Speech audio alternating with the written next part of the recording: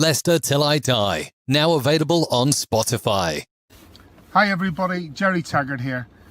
Now be sure to watch Chris and Leicester Till I Die TV by subscribing on YouTube and following them on social media for all the latest Leicester City news and information. Come on you foxes!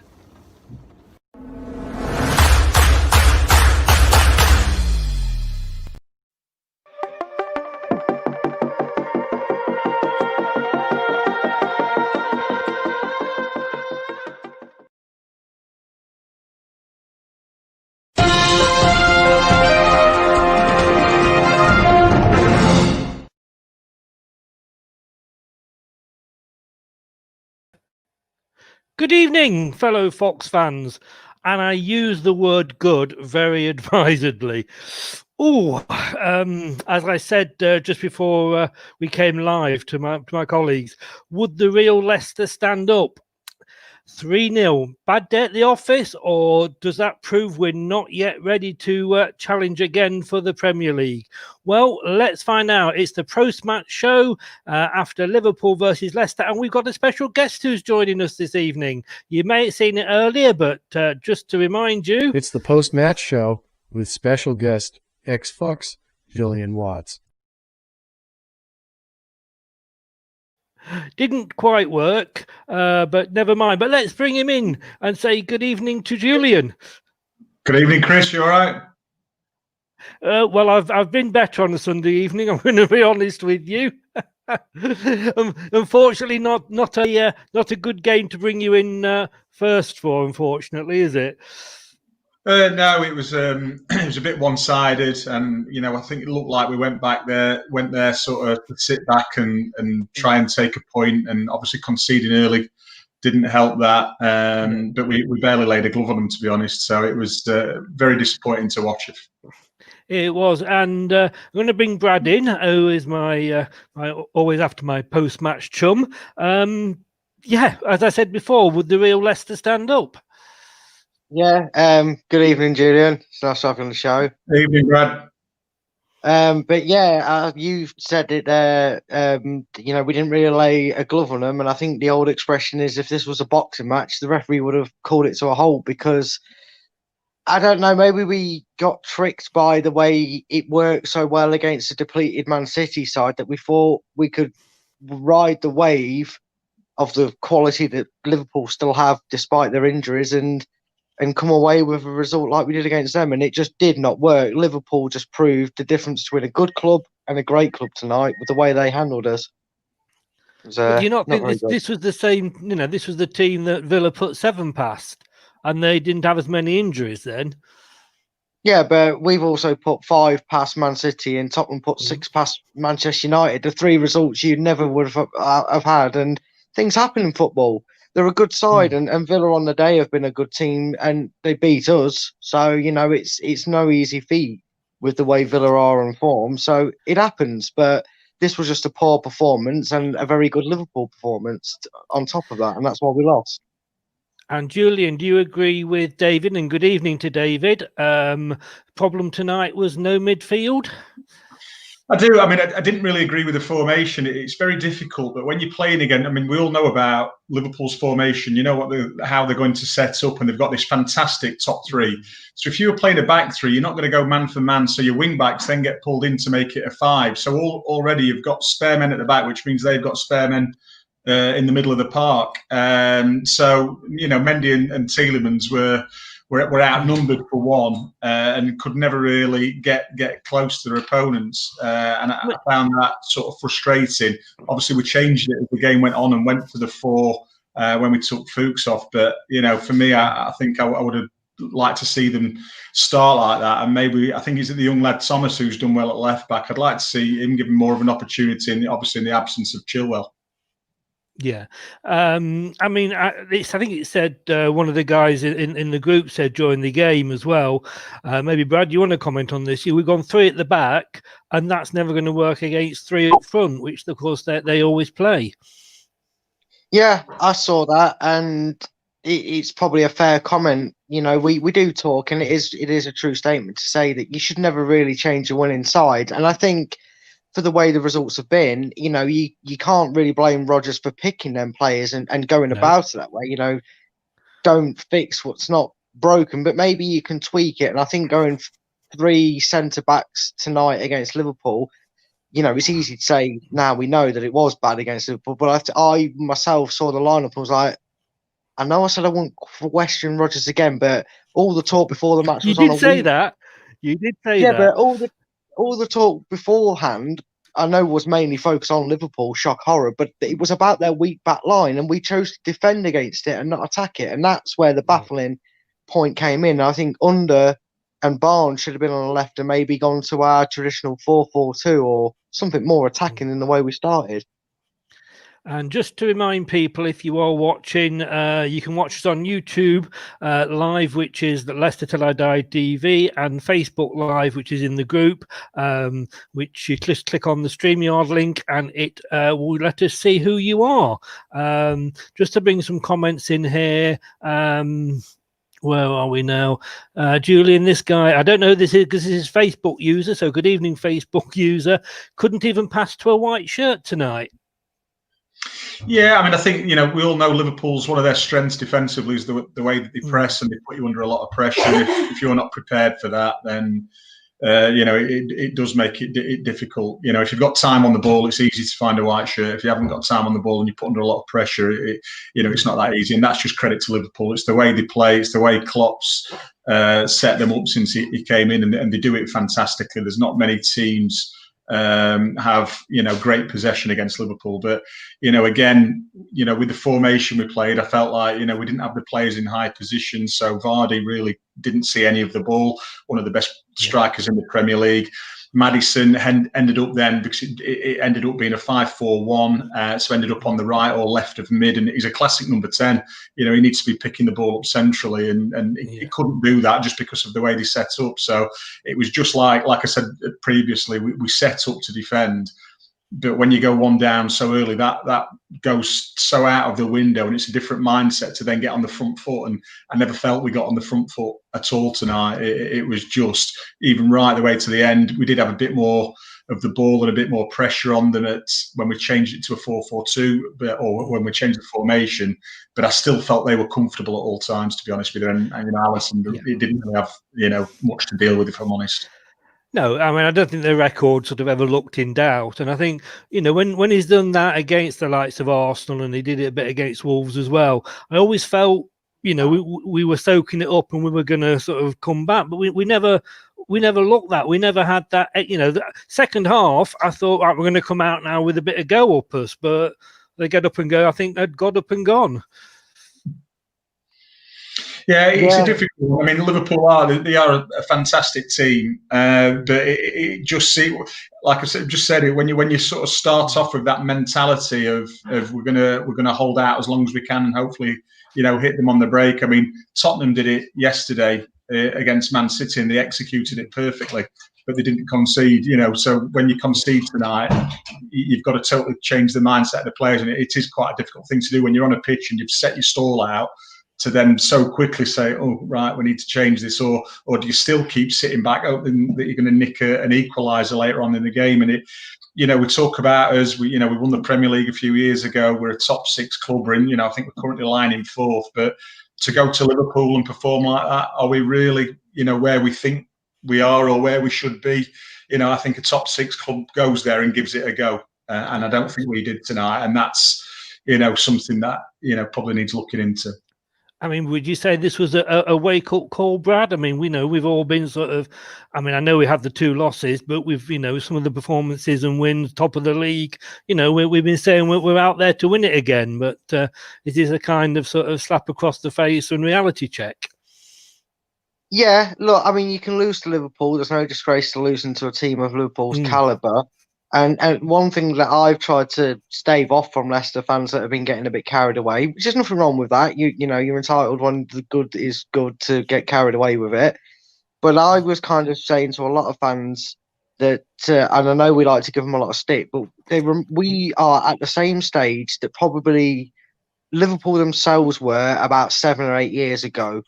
And maybe teams like Tottenham and okay, granted with a lot of money, it was Man City as well, where we're at that stage where we're in the talk and we're in the mix and we're probably good enough for the next 3 seasons to get Europa League consecutively. But I don't think all this talk of Champions League and being title contenders is way out of our grasp. That's years down the line. I think we're at that sort of stage where Brendan Rodgers had Liverpool when they nearly won it. When they famously threw it away to a certain slip. But we're at that stage now where we're a more consistent talk of being a top 6 side. We just might not quite be there because the quality today shone through with Liverpool. I mean, David says there he thought the bench was weak as well. I mean, I would probably have to say I don't agree with that. I think we did what we did with the players that we've actually got available. And although there was talk of some of them coming back, I think it was too early for some of them. But Julian, being a defender yourself, I've got to sort of ask you about this. And no, it's not for Farner's hairdo, but the own goal. I mean, that was obviously a bad start. Was Evans at fault for that, or was it just one of those things that happens to you? Firstly, I'm a massive fan of Johnny Evans. I think he's fantastic. I think the best bit of business Leicester's ever done is let Harry go for 80 and bring him in for 5 or 6, whatever it was. I really rate him highly. But I think at that point, and things happen in moments that you can look back and regret forever. But he was sort of more concentrating on the physical tussle he was having with the player than he was as the ball's coming into it, and by the time he's sort of focusing on the ball, it's too late. He's in the wrong position, totally out of shape, and for him, I mean, he'll be so disappointed because he's so much better than that. I mean, I can look at that, but I can look at the other 2 goals as well. And again, talking about as being a top sort of 6 club, the goals that we conceded tonight, all 3 of them were really, I thought, basic, poor, bad defending. And I know in my day I'd be having the hairdryer for 20 minutes after the game if I'd have been included in any one of those goals. It's a no. It's at that level, we can't get caught like that. So yeah, Johnny, he'd be really disappointed. But I do think he's a fantastic centre back. And he is, and I think with the young. It's just one of those. It's happened, and unfortunately, it sets us off on the wrong track. But like I say, it's not in his game. He's far classier player than that. It is, and like you say, it was a fantastic piece of business, especially with sort of 2 youngsters. Well, I keep thinking of Sancho as youngster, but he is, I suppose, and 2 sort of non-British players. He is sort of the rock there that we need at the back. Yeah. What about Fuchs' performance? I mean, some people said he was possibly at fault for one of the goals. Is he? I mean, we need him. It's obviously shown with the problems we've got at the back. Age catching up on him, Brad? I just think it was. I think it's something that touches on what we've all agreed on tonight, and I just think it was the wrong game for him to be playing on. I think you needed someone out there. Rodgers is normally quite conservative when he's asked about injuries and and everything. So I was very confused to not seeing Castagna at least on the bench, because he seemed, when he was asked about the injury returns, Castagna, he's ready, he can come back in. He doesn't normally say that unless he's got an inkling that he's going to get some minutes, and he wasn't even on the bench. And Christian Fuchs, he can use his experience in games, but when you've got a front three as powerful as what Liverpool have, you cannot have a side of weakness, and we had that today because we could only contain them on one side. And Fuchs, as good as he is and as good as his experience, this was not the game we needed someone like him on there at all for me. I mean, just moving, and I'll come on to that in 1 second, but there's a hi here for Julian. My missus says hi. We've no idea who you are. I'll just say hi back and leave it there. Don't fall into the trap, Julian. I've already had one. Come at me. I'm going to say we've got to be careful because Brad's got an admirer of Mrs. Twigger. Now, if that is Mr. Twigger and Mrs. Twigger has moved on already, I'm sorry, Brad. Good taste. I mean, this is a dating site on the side, by the way, Julian. But no, I mean, like I say, I understand maybe if Castagna's not 100%. He's not going to start. Maybe he should have been on the bench. Julian, do you think he was keeping him back with a sort of half an eye on Thursday against Braga?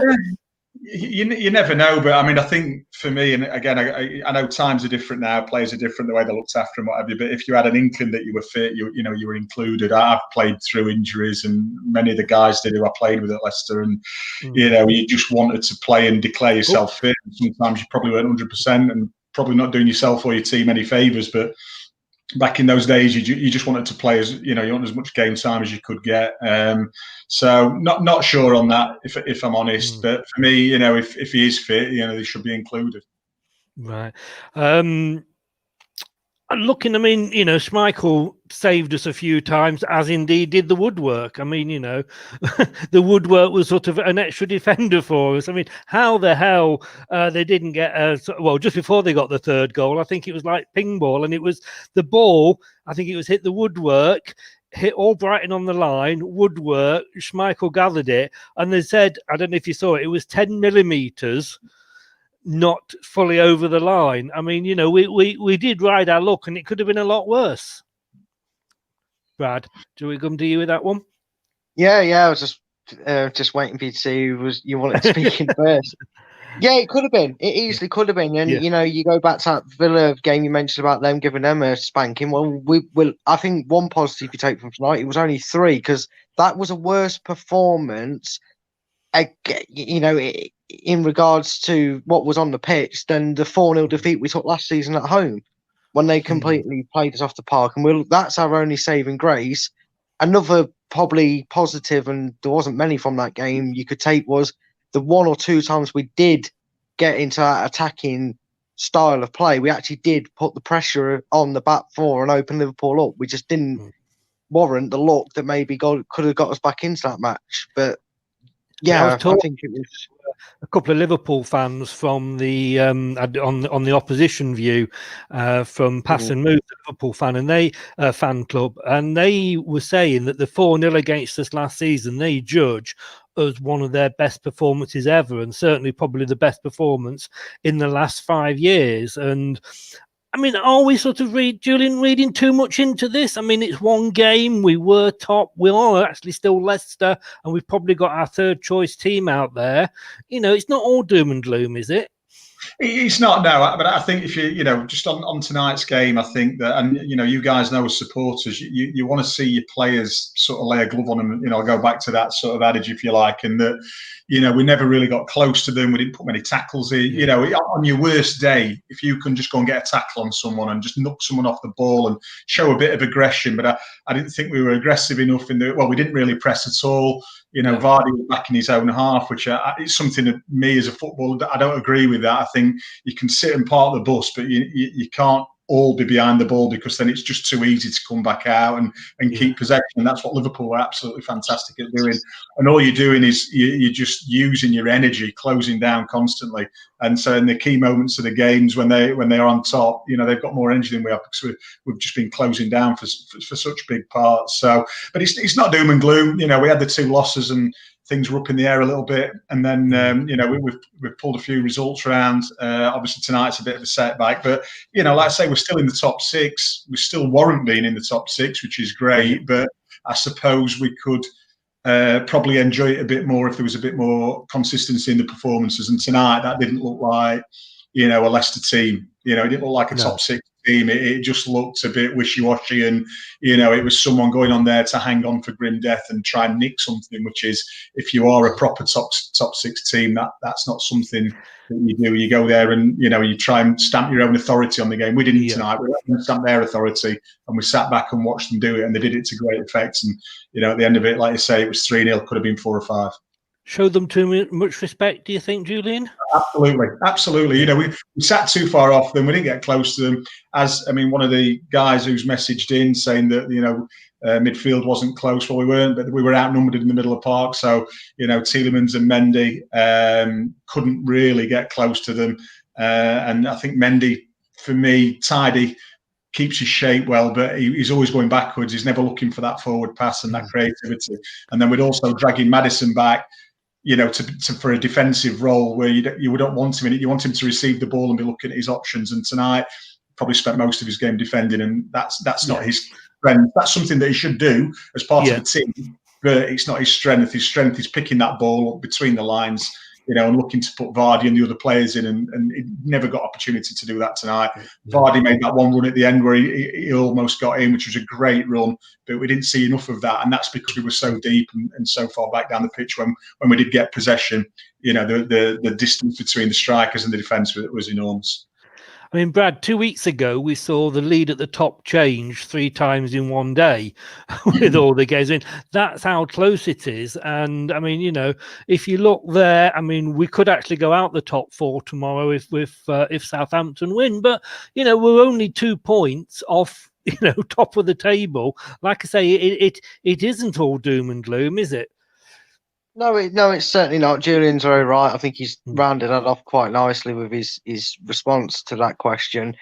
At the end of the day, look, I don't really try my hardest to avoid all these talks, especially when we're not even double figures into the season, let alone halfway through a season of are they title contenders? I think you may be at a point where you'd still say there's 4, maybe 5 teams that are definitely title contenders, because they're making up for bad results. Like Julian said, we lost 2 on a bounce, and we won 3 on the bounce. We went 6 unbeaten in all competitions. So we've definitely proved we've got the response to it. And obviously we're going to need it again on Thursday night. And I believe Fulham is our next opponent in the league. So we need to make sure we respond well and do it. Will we be title contenders in 4 games' time? Who knows? Maybe we will. Is it what we're going to be doing in May? I never thought it would be a thing, and I still don't think it is now. Even if we'd have got a draw tonight, I'd have still put us down for a top 6 finish, and I'd snap your hand off for it. I'm going to say, does this not come back to, and I'll stick with you with this one, Brad, if you had given us 4th place after 9 games, 2 points off the top, 9 weeks ago, you'd have bit my hand off, wouldn't you? Yeah, well, I'd have snapped your hand off for us to get to 9-10 games and be in the top 6. Where you look at the teams in front of us, in the not in the standing of the league, but in vast of quality. I think Tottenham probably have now moulded a better side than us collectively over it. I know there's probably, I reckon it'd be tough to do a combined 11 of Spurs and Leicester players. I think there's a few clubs out there that we're doing better than this season, that on a context and on paper probably we shouldn't be doing better, i.e. Man City and Arsenal being lower down the leagues. And I'm just happy to see where it is, and anything is about response, so it's just that we can't do anything about it now. It's done with. It's how they respond. They can't let this result drag them down like it did last season when we went on that abysmal run.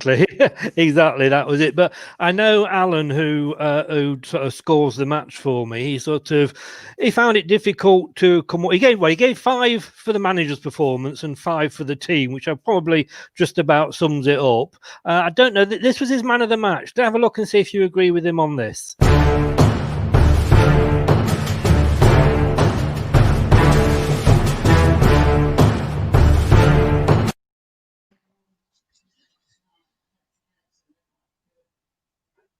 Well, I mean, Julian looked as perplexed at me at the ratings there, so I'll give my shout for man of the match. The woodworking Kasper Schmeichel, I think, gets the man of the match for Leicester, because in all seriousness, the man of the match was Diego Jota. For being honest with you, I think he absolutely ran the show. Obviously one about the Leicester man of the match, otherwise we won't get anywhere.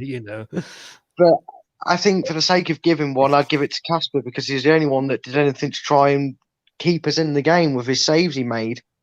So, and like you say, and the woodwork. What about you, Julian? Would you go with Kasper or? I would, to be honest, and I think Brad's hit the nail on the head there. I mean, like, you couldn't pick a man of the match, to be honest with you. And the guy that he's picked, James Justin, he did well. He's athletic. He gets up and down, but you couldn't really look at the performance tonight and sort of say that anyone shone in a bad performance, and they didn't. I don't think Kasper was really at fault for any of their goals. So, he's probably done everything he could do in the game, where I don't think you could say that about the In players. fairness to Alan, he didn't. Alan did say to me, "I don't think anybody deserves it this week." And I went, "No, we've got to pick somebody.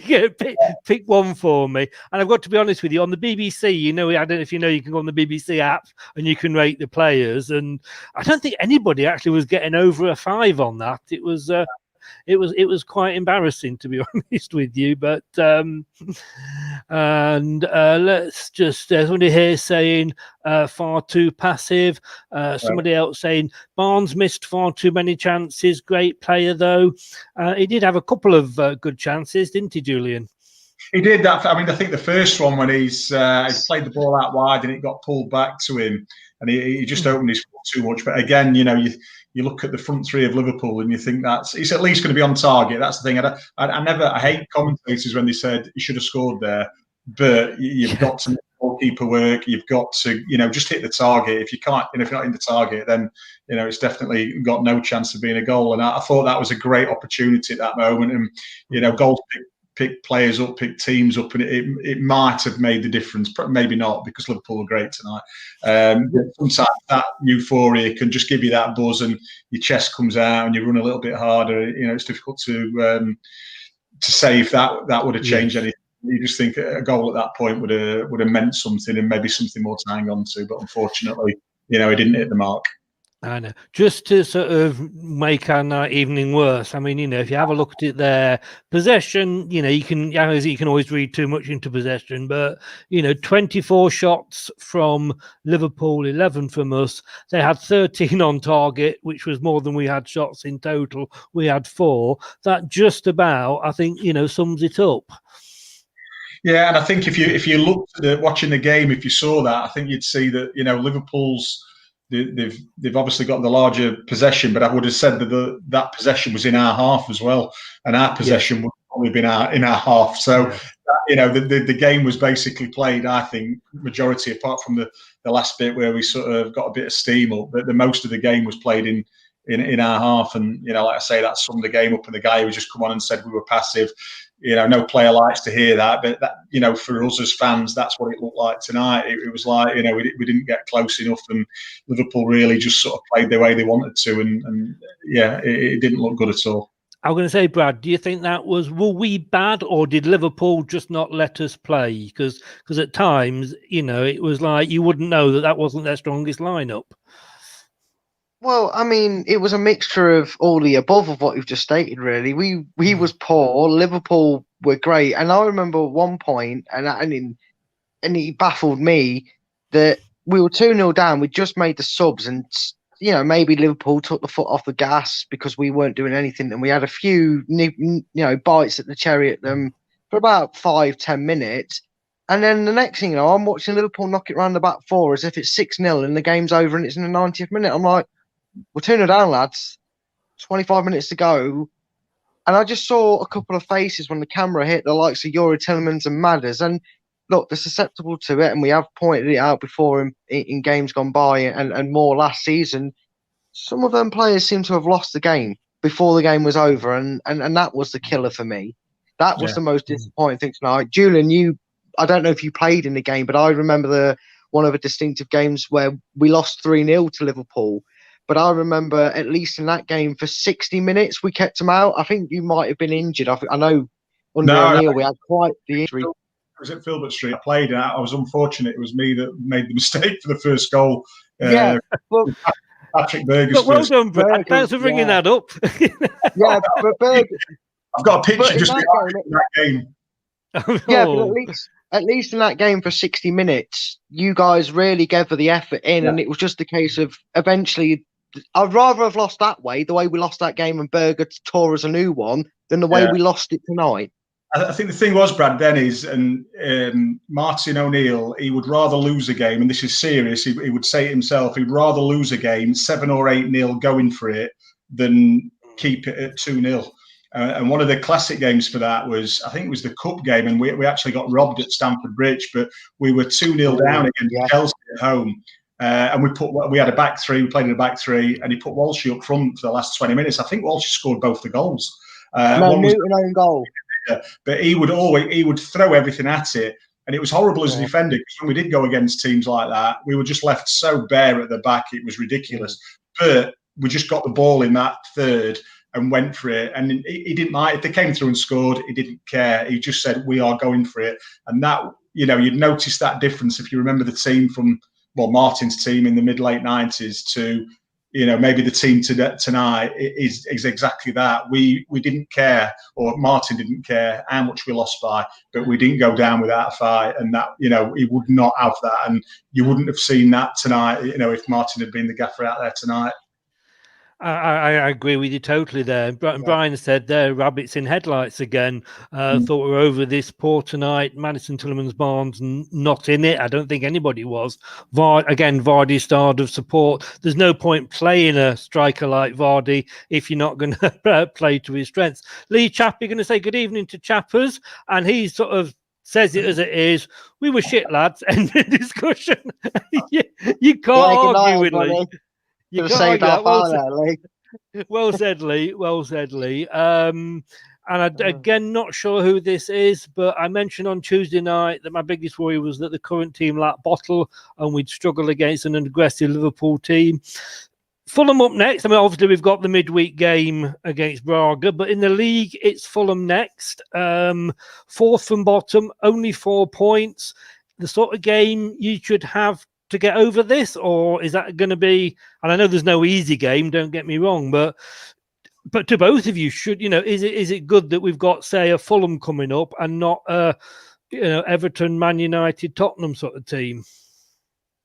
With Fulham, I mean, I think they're actually playing better than the position. Watched the game yesterday against Everton, and they put up a good fight. And they've got some character, so it's a bit of a funny one. And because we go into that thinking we should win, and it's a terrible, terrible mindset when you've had a performance like tonight. It's not really gone that well. It's been quite a sort of negative result, not just the result, but the performance. And then you've got to pick yourself up and go back into that, and it could be a real banana skin. But hopefully they reorganise themselves and get a bit more assertiveness. And again, we're going with a mindset tonight because we're playing Liverpool. Does that mindset change because we're playing Fulham and we're more on the front foot, which we'd like to have seen tonight and we didn't do.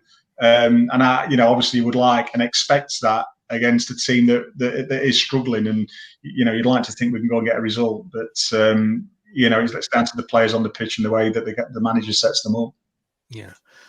And what do you think, Brad? Do you think, I say, Fulham is a good choice, or not a good choice because we've got it anyway, but a good game to be coming up next? I think from what we've seen tonight, not just the lineup, not just the formation, but as well the bench, because I make the point again about Castagne not even being on the bench. I think tonight we hoped probably to get away with it, nick a draw, or not lose as badly as we did, I guess.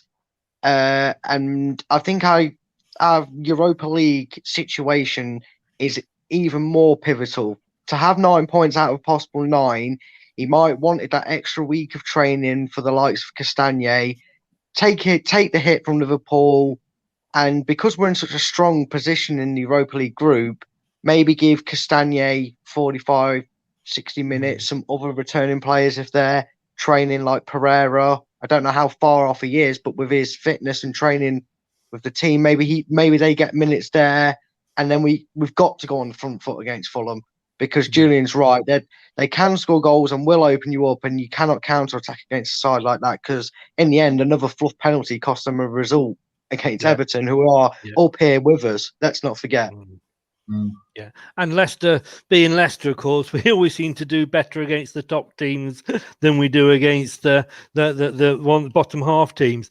But guys, it says it was 3-0. It's over. Put it to bed. Bad day at the office. Let's come out fighting. And we've got Braga up on Thursday. So, say again, we're going to get 3 points, but it'd be nice to get 3 points. And that's the group done, isn't it?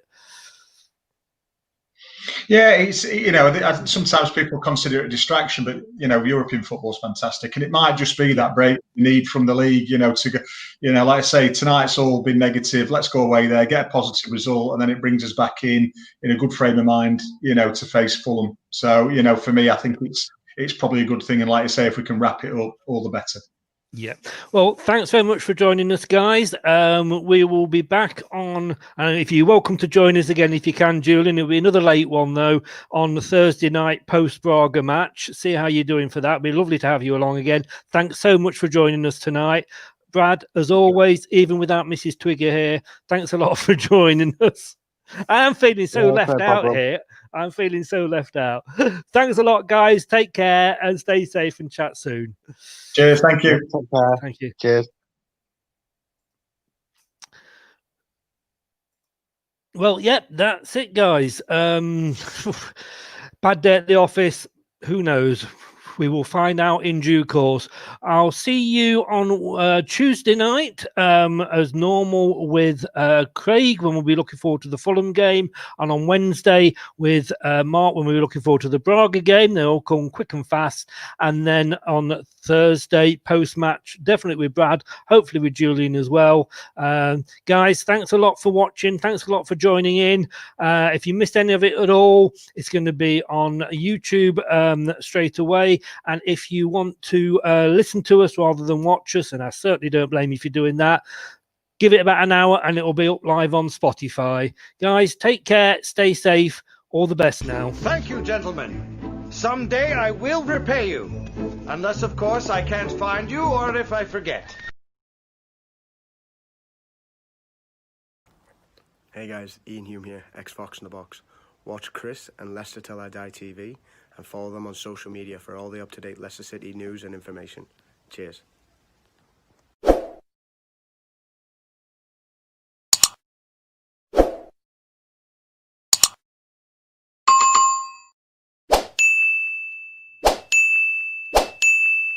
Shut up and sit down.